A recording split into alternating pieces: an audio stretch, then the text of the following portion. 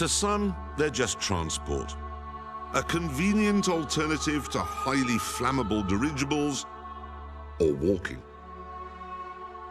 This is about the love of all things four-wheeled and fast.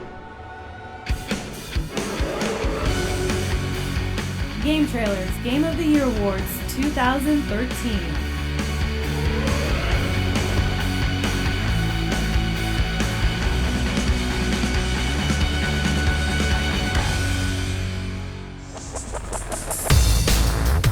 It's been a bit of an odd year for driving games. Ridge Racer skipped out on the new console launches in favor of free-to-play PC repackaging. Highly anticipated new blood like Drive Club and Project Cars are pushed off to next year.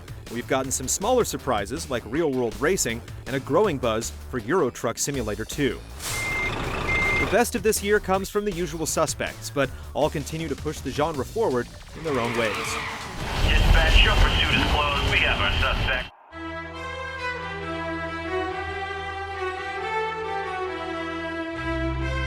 The one game designed expressly for next-gen consoles is Turn 10's Forza Motorsport 5. It's a feast for the senses with detailed materials, gorgeous reflections, and spine-tingling engine sounds, as well as excellent contributions from the hosts of Top Gear. These muscle cars are more like modern muscle men, bulging in all the right places, but not necessarily any more sporting. I'm not saying the cars are slow, they're not, or unexciting, they're not. It's just that, like that man with the power shake, they may be a bit embarrassing to be seen out with.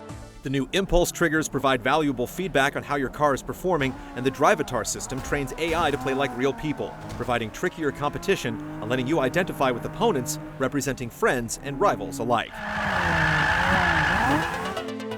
We were left a little surprised when the PS4 debuted with no sign of Gran Turismo 6, but the series' return to the PS3 has allowed the team at Polyphony to build on the strengths of GT5.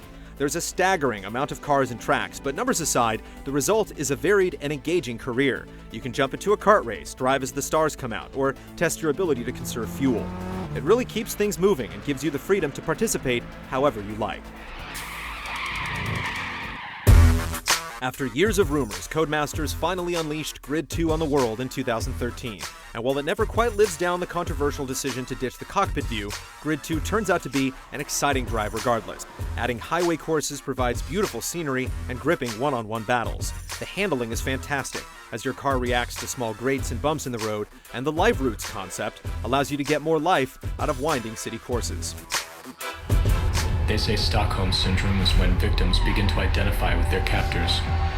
When you begin to accept and even love the very people who oppress and abuse you.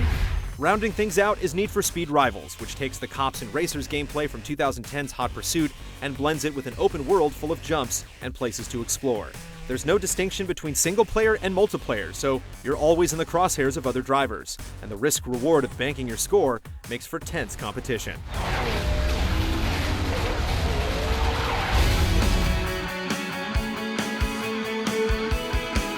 And the winner is... It may come as a surprise that one of the next-gen titles didn't take our prize, but Forza's need to rebuild for new hardware leaves it a bit light on content. In contrast, even with some of its technical flaws, Gran Turismo 6 never left us feeling stuck in a rut. No, it didn't win solely because it let us drive on the moon, but it's this kind of diversity paired with its excellent driving model that earns it our recognition as this year's best racing game.